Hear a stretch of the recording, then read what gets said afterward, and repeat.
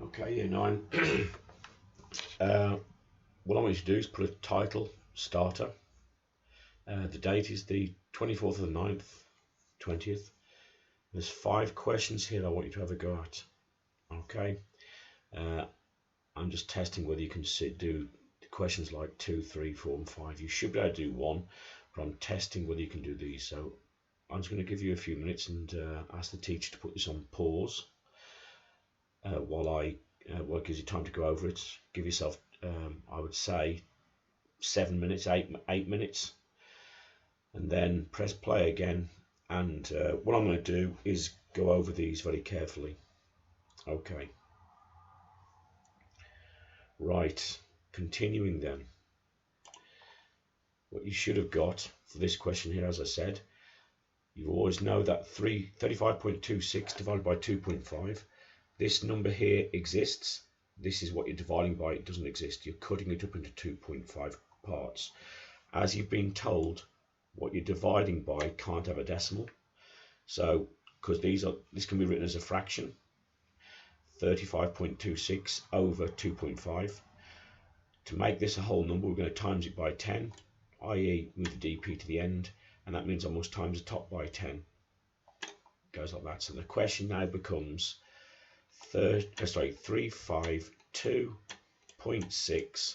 It is being divided by 25.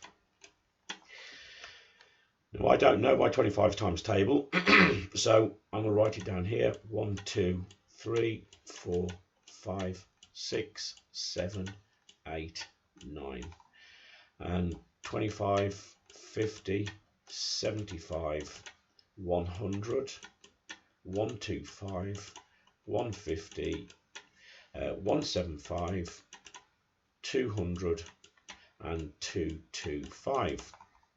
Okay, so 25s into 3 doesn't go. Carry them over to the next column of numbers. 25 into 35, the most you're going to get out is 1. And I'm going to get remainder 10 left over. So carry the 10 over. Into 102, the most I'm going to get out. So if I've got 102, the most I can get out is 4. Don't forget the decimal point now. People forget that. I've got 102. I've just pulled out 100 of them, so I've got 2 left over. 25s into 26 goes once with 1 left over. 25s into 10, as you can clearly see, doesn't go. So carry the 10 over. So put another 0 and carry the 10 over. And finally, 25s into 100 goes exactly 4. So it is what we call a terminating decimal. This calculation creates a terminating decimal, so I can stop there. Do I need to adjust anything? No, because this is an equivalent fraction. Remember, the question 352.6 divided by 25 is exactly the same as 35.26 divided by 2.5. And as I've explained in the previous lesson, that's because of equivalent fractions. So that is the answer. Question 2. Convert this given fraction into a decimal. It's a very classic question. This comes up time and time again at GCSE on the non-calculator paper. What that line means, as you know, means divide.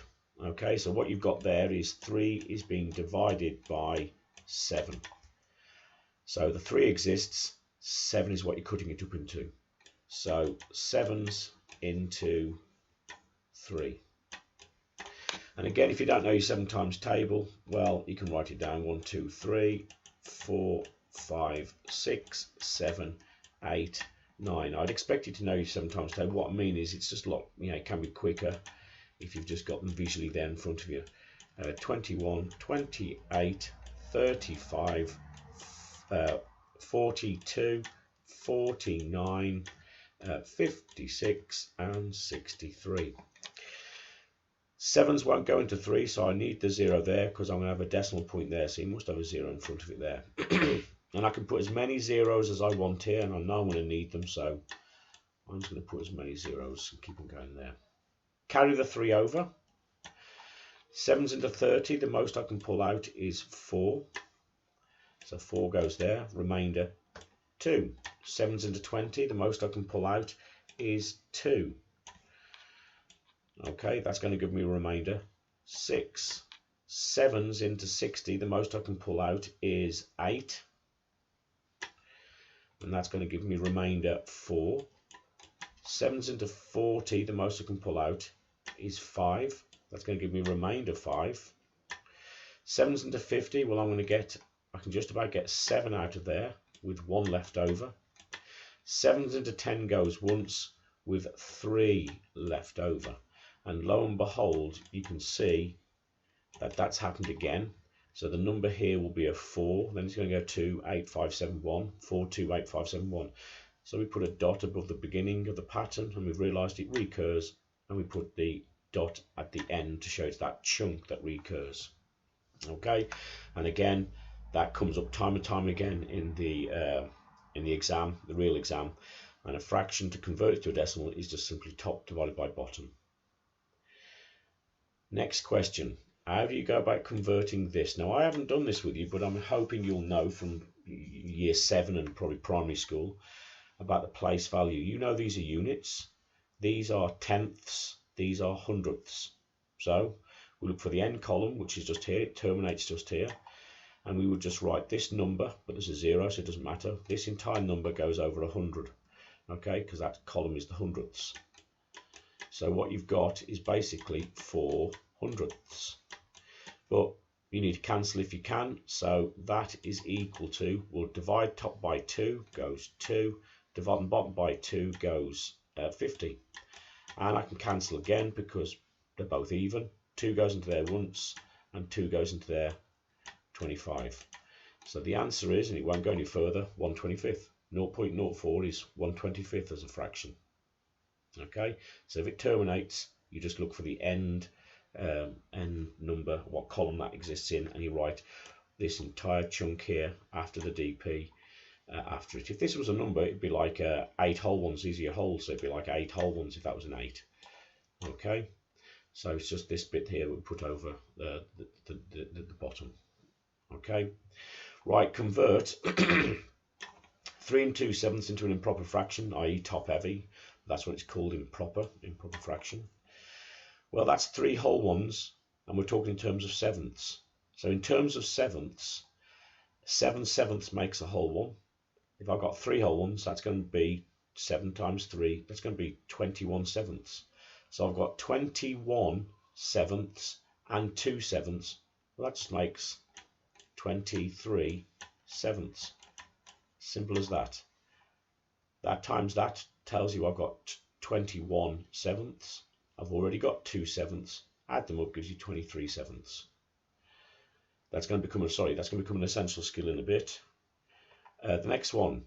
Now you won't have seen this, or you probably won't, but if it recurs, you can't use this technique like we did here because it doesn't terminate. You can't get to the very last digit. So on a recurring one, there's a different thing you've got to do. You can't get, because the 6 goes on, you can't work out what the last column is. So there's a different technique. First of all, if it recurs, then you always set x to be the decimal. 0.01666 recurring. Okay, so it's like an equation. We're trying to find out what x is in terms of a fraction, and this is the way we do it. The first step, and I would write these down, the first step, because you're going to need to know this today, later on, it's a very tough question I'm going to bring on with this one here. Okay, and again, it's an important skill to be able to convert a recurring decimal back to a fraction anyway in its own right. First thing is to move the DP, decimal point, the DP to the front of the recurring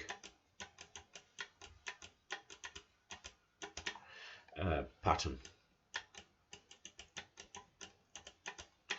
So the one's not recurring, it means it's got to move to here. Now you can't just move the DP like that. Mathematically, you are actually timesing this side by 100. But what you do to one side, you must do to the other to keep it balanced. You're timesing this by 100.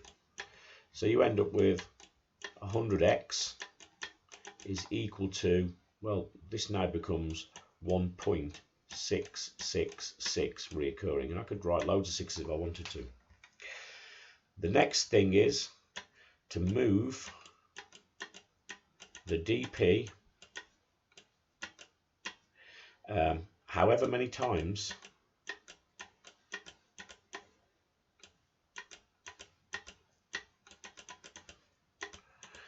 there are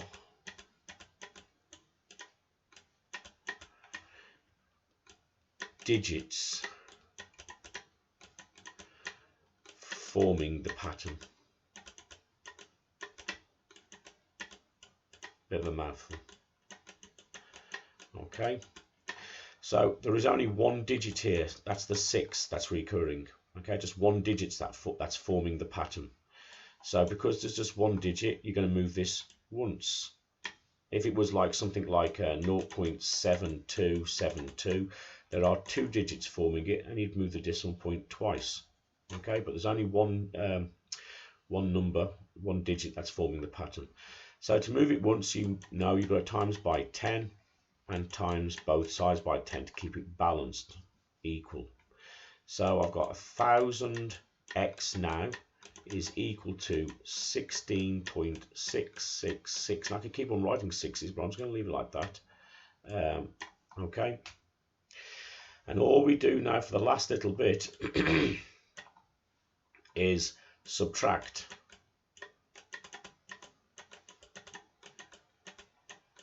the last two equations from each other.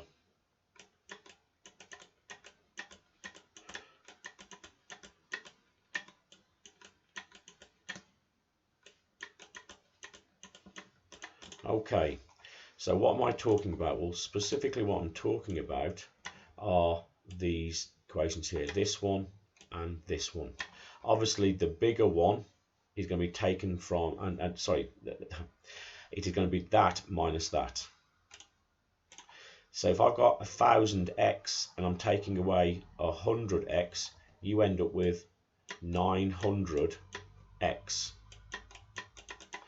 And the beauty about this is when I do 16.666666 recurring, take away 1.66666 recurring, the recurring bit here cancels out with the recurring bit here because it perfectly matches. So when I do this number, take this number, all you got to do is 16 take away 1 is 15. And it becomes a lot nicer now. All we got to do to finish this question off is divide through by 900. So x is simply 15 divided by 900. And that's it, apart from simplifying. So I can see 5 will go into this 3 times. And I can see 5 will go into this. Well, if I go do it in my head, 5s into 9 goes once, carry 4 over. 5s into 40 goes 8. 5s into nothing goes nothing.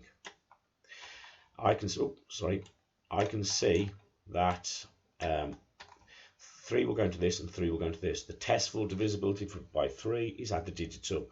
1 add 8 add 0 is 9, and 3 will go into 9, so 3 will go into this number. So divide 3 by 3, 3's into 3 is once, 3's into 18 is 9, 3's into nothing is, 3's into 18 is 6, and 3's into nothing is nothing. So I can guarantee that that recurring decimal there, 0.01666 recurring, is 1/60th as a fraction. Let me just show you for proof. I'll just get my calculator out. Right, so remember 1 divided by 60. 1 divided by 60 will give you 1/60th, which is 0.016666 recurring.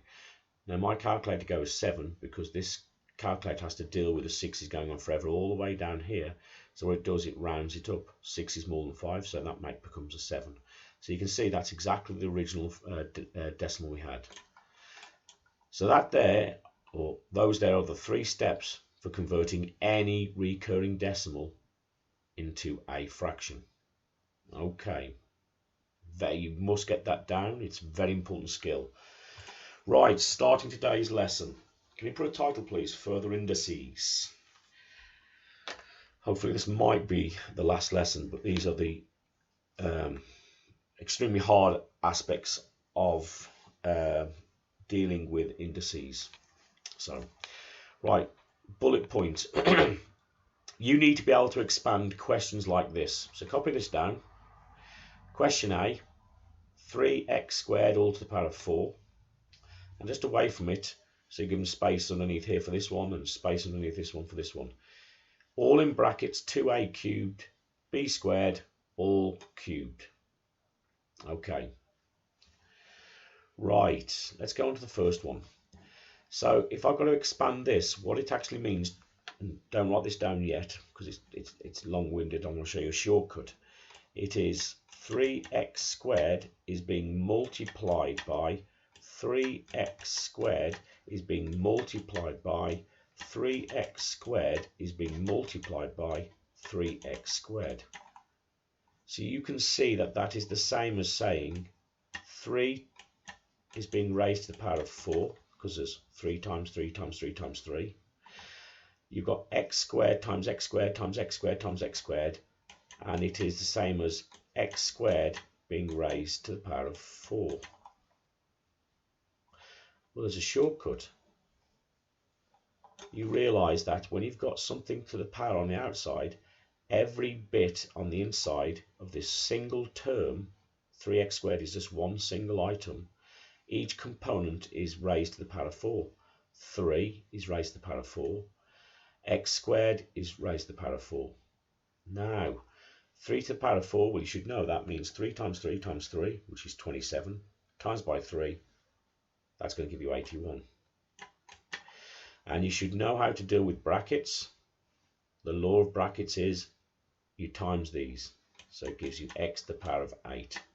That is how we expand that. So question B, if you've got 3 things here, it's the same technique. You will get 2 is going to be raised to the power of 3. The a cubed, this item just here, has got to be raised to the power of 3. The b squared has got to also be raised to the power of 3. Well, 2 cubed is 8. Times these here, the laws of brackets, gives you a to the power of 9. And times these here gives you 6, so it is b to the power of 6. That is how we expand awkward expressions like that. Okay. Right, going further still. Simplify. So we're going to make this more simple, leaving it in index form. So again, the top is 4 raised to the power of 3. I've got x to the power of 5 raised to the power of 3. And I've got a single y raised to the power of 3. So that is going to give you 4 cubed is 64. Times these together gives you 15. So x to the 15. And there's a 1 there. 1 times 3 is 3. It is y cubed. And on the bottom, in a similar way, it is 12. And I've got to square it. I've got my x squared. And I've got to square it. And I've got my y squared. And I've got to square it. So square of 12 is 144. I've got times these together gives you x to the power of 4. And times these together gives you y to the power of 4. So the first thing is I'm going to simplify because this is just one item over one item. In other words, something like 2/8. We're trying to find a common factor that goes into top and bottom. Yeah, just here we're doing the same thing here. So I can see that 2 goes into there 32 times. 2 goes into there 72 times. They're both even. So 2 goes into there 16 times. 2 goes into there 36 times. They're both even. 2 goes into there 8 times. 2 goes into there 18 times. 2 goes into there 4. And 2 goes into there 9. There's nothing that's going to go in between these two here. Moving on to the next component, because we're dealing with x's and x's, the law for division, because that line means division, I hope you remember, means this take that. So what we've got, if I'm going to neaten it up just down here, so far, is 4 is on the top, 9 is on the bottom so far, and 15 take away 4 leaves on the top there x to the power of 11. And similarly on the bottom here I've got 3 and 4. 3 take 4, well, that will just leave you with 1y on the bottom. They're all gone and you're just left with 1y. There is the answer. That is that whole expression simplified to that. You just start cancelling it down. Okay, right. You also need to be able to deal with something like this. So if 8 to the power of 2x plus 1 is equal to 4 to the power of 2x minus 5, find the value of x. Well, this is a tough question. Again, it's higher tier, it's right up there. How do you deal with this? Well, remember, we call this the base. This is the power or index, but that's the base, and that's the base. You should recognize that to make them equivalent, something that sorry, both of these can be put to the power of 2. So that can be written as 2 cubed. You get it, and raise it to the power of 2x plus 1. This one, the 4, well, that can be written as 2 squared. And that is raised to the power of 2x minus 5. Now the laws of brackets, the laws of brackets says that you times this by this, the powers times. So it becomes 2 to the power of 3, and it's going to times by your 2x plus 1. And the 2 to the power of 2 is going to times the 2x minus 5. Now, because the bases are the same, I know therefore for these to be equal, it simply means that this here must equal this here.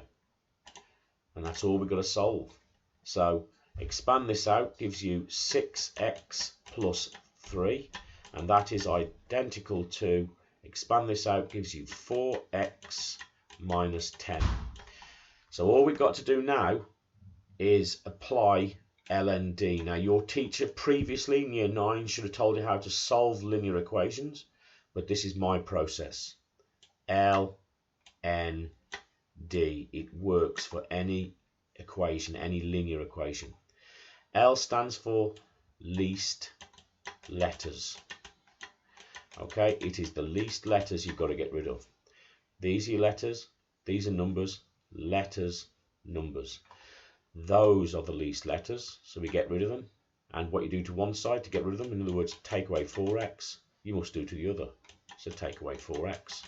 So what you end up with is 2x left there, still a plus 3, because it's not going to have any effect on the numbers. 4x take 4x disappears, and you're just left with minus 10. The n stands for the number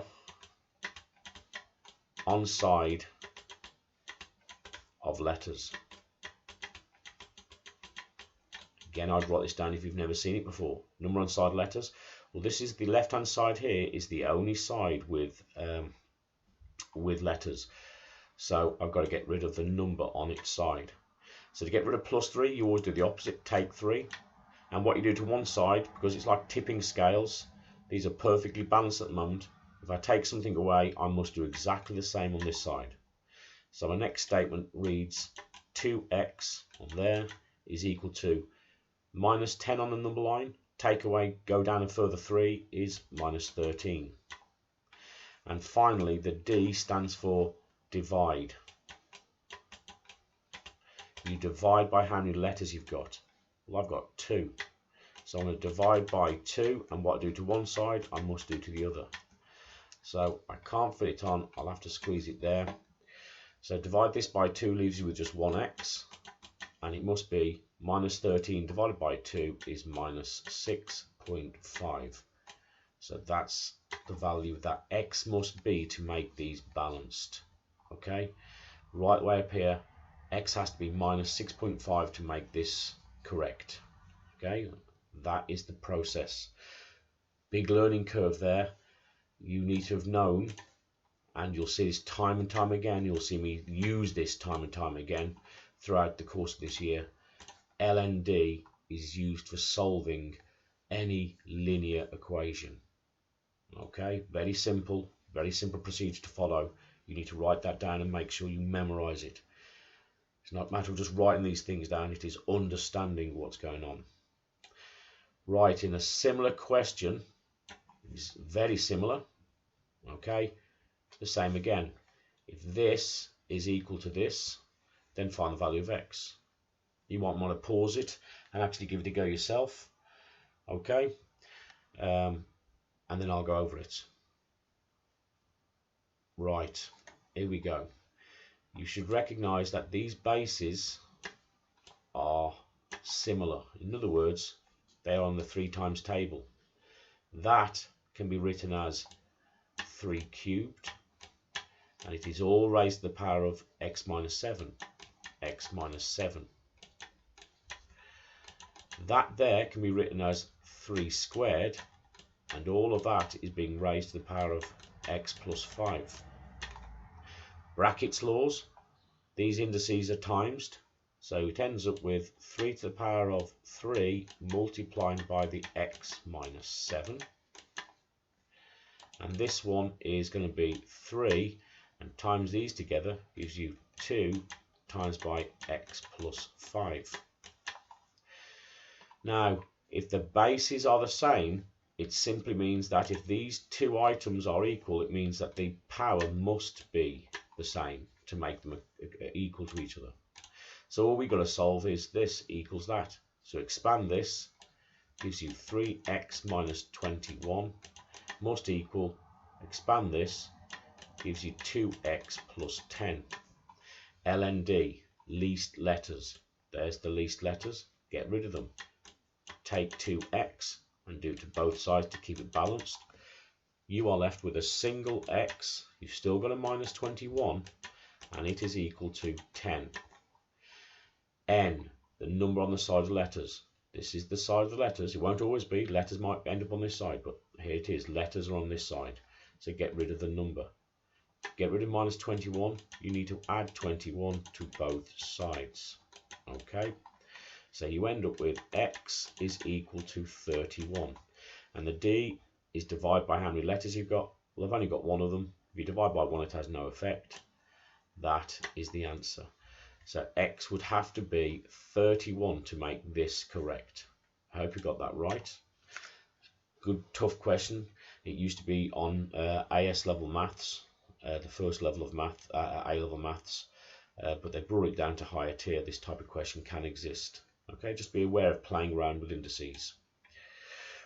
Right, over the page, final indices. Okay, so copy this down, put title, and it says you should now, that's a W, just make that better spelt. Okay, you should now have the skill to attempt questions like these. Okay. Right, so evaluate these. Now we're going to go through these together so you can see every kind of scenario, and then your notes and your understanding, I hope, of indices should be a lot better. If you raise something to the power of 3, this is long-winded now, that means 2/3 multiplied by 2/3 multiplied by 2/3, which is exactly the same as 2 cubed over 3 cubed. I need you to understand that when you've got a fraction and you raise it to the power, you do the top to the power and 3, the denominator to the power, the top to the power, the denominator to the power. So you don't need to do this bit from now on. You can go straight to that. Put that to the power, put that to the power. So the answer is 2 cubed, 2 times 2 times 2, 8.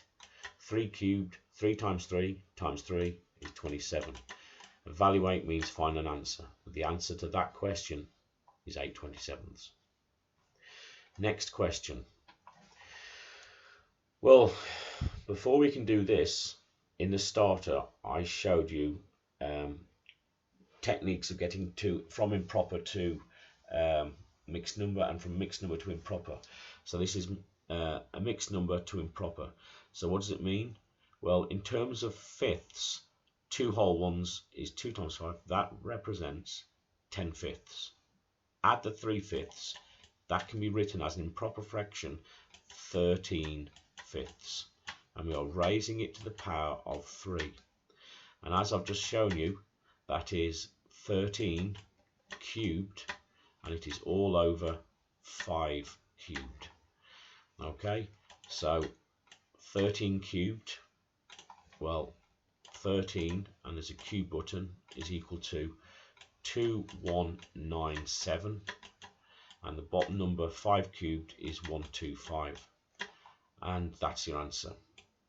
Okay, but at GCSE we much prefer to be back into your mixed number. So here we go. If I just do 2197 divided by 125, we get, oh, this calculator doesn't do it anymore, so let's have a look. SD it. You get 17 whole ones. Okay, so 17 times 125 gives you that, and do 2197 minus the answer, and you get 72. So 72 1/2. That's the answer there. I mean, either will do at GCSE, I suppose. They'll get, they're both right. So, I'm happy to leave it like that, especially when it's awkward. C. Right, there's a reason I asked you about decimals and converting it into fractions, because when you see a decimal, it's no use to us. Fractions are much more friendly, believe it or not. So we look at it's a terminating one. We look at the end column. It's a 2 in the tenths, so that is 2/10.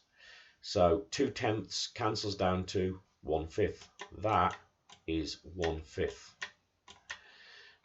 Raise to the power of -1. Well, minus is the reciprocal. It reciprocalizes it.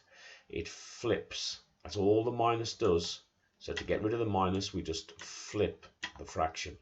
So it now becomes 5/1, which is just 5, raised to the power of 1. So you've dealt with the negative by flipping the fraction and raise it to the power of 1, and then it's just 5 is the answer. So the answer to that, to the power of -1, is 5. As you can see from the calculator, you've got a reciprocal button here.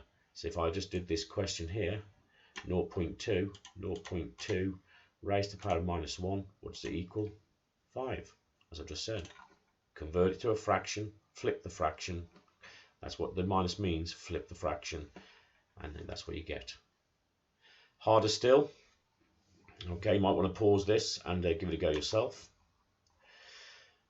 Right, that ends in the hundredths column. So that is 2 hundredths, which cancels down to 1/50th. So that is exactly the same as 1/50 raised to the power of 2. You've dealt with a negative, to the power of -2. All we've done so far is dealt with converting that into a fraction.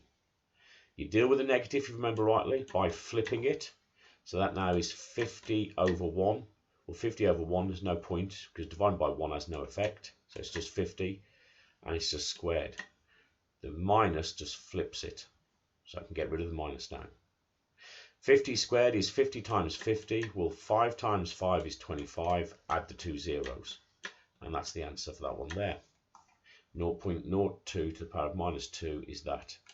Let's do it. 0.02 raised to the power of -2 is equal to, lo and behold, 2,500. Who needs a calculator?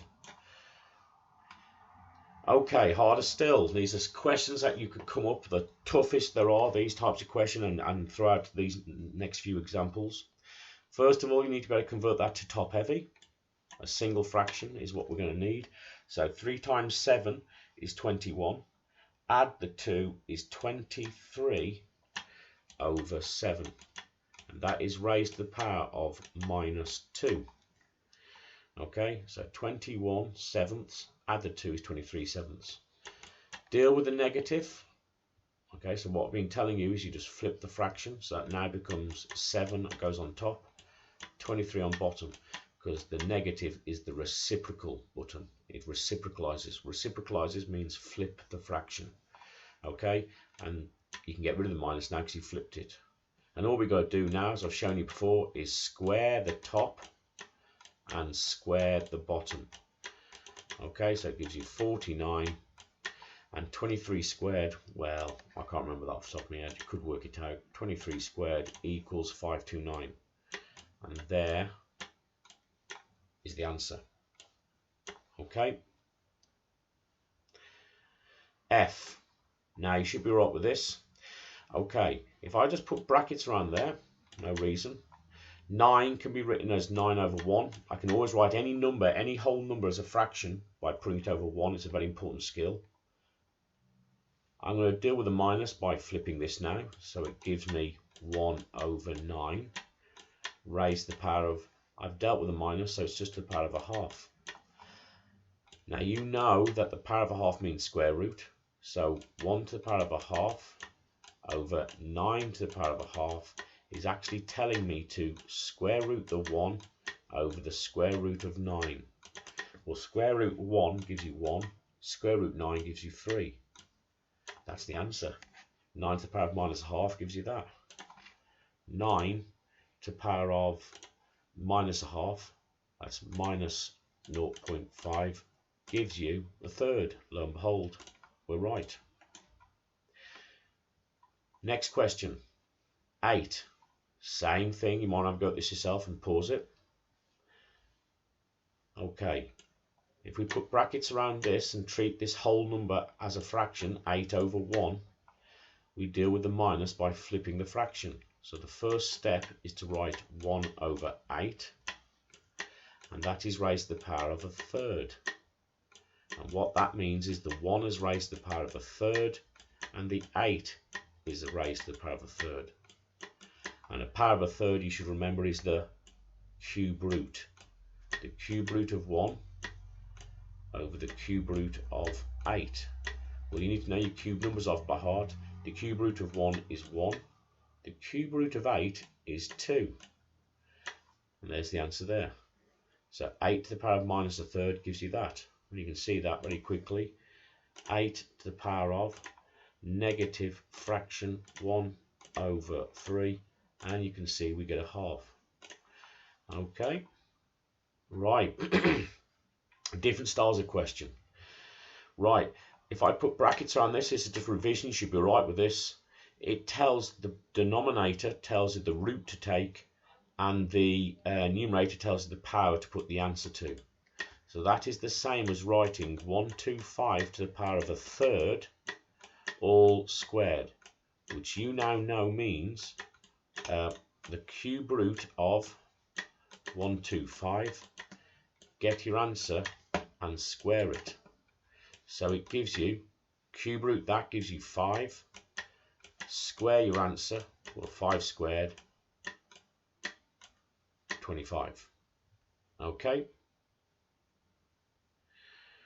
Next question.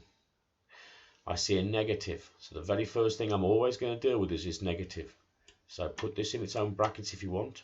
It's a whole number. Treat a whole number as a fraction by putting it over 1. Deal with the negative. Reciprocalize it. Flip it. So the first thing we get is 1 over 64 raised to the power of 2/3. This really is as hard as it's going to get for some questions at height here. Okay, that means to do 1 to the power of 2/3, and you're dividing it by 64 to the power of 2/3. Remember, it's telling you to cube root the 1, get an answer, and to square it. It's telling you to cube root the 64, get an answer, and square it. So the cube root of 1 is 1, 1 squared is 1. The cube root of 64 is 4. 4 squared is 16. And that's the answer. So 64 to the power of minus 2/3. 64 to the power of negative fraction 2 down thirds equals 1/16. Okay, J. Deal with the negative. We're going to flip this, so it's going to give you 25 over 4. And that is all raised to the power of a half. That means square root the top and square root the bottom. Okay, which gives you 5 over 2, which gives you, divide by 2, 2's into there, you can get 2 whole ones out and a half left over, 2.5 or 2.5. Okay, next one.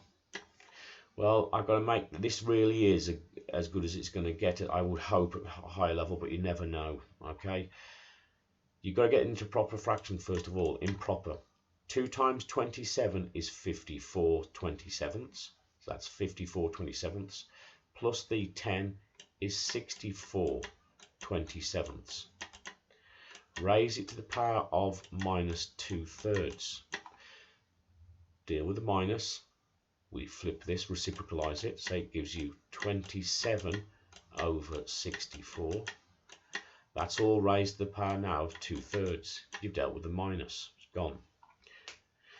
You then put 27 to the power of 2/3 and you separated the bottom to the power of 2/3.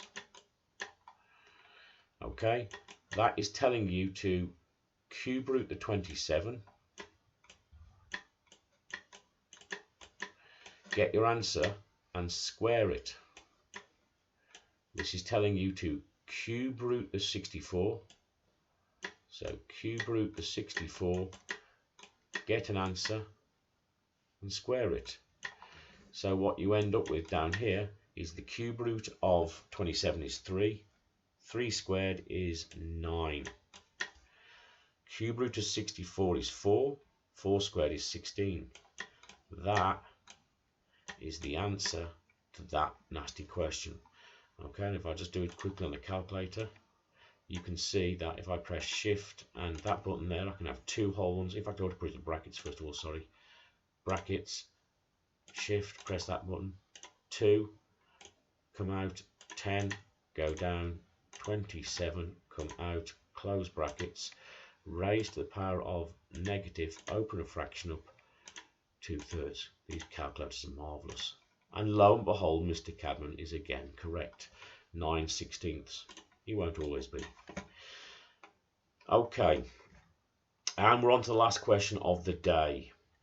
So, the reason I've asked you to do the very first starter, question 5, is this is a recurring decimal. You know it's no good putting any decimal to a power, you've got to convert that to a fraction. Well, it's recurring, so we can't get to the end column. That's the technique where we say x is equal to 0.037, 0.37, 0.37, and so. Yeah, it's this chunk that's recurring. The first step is to move the dp to the front of the recurring pattern.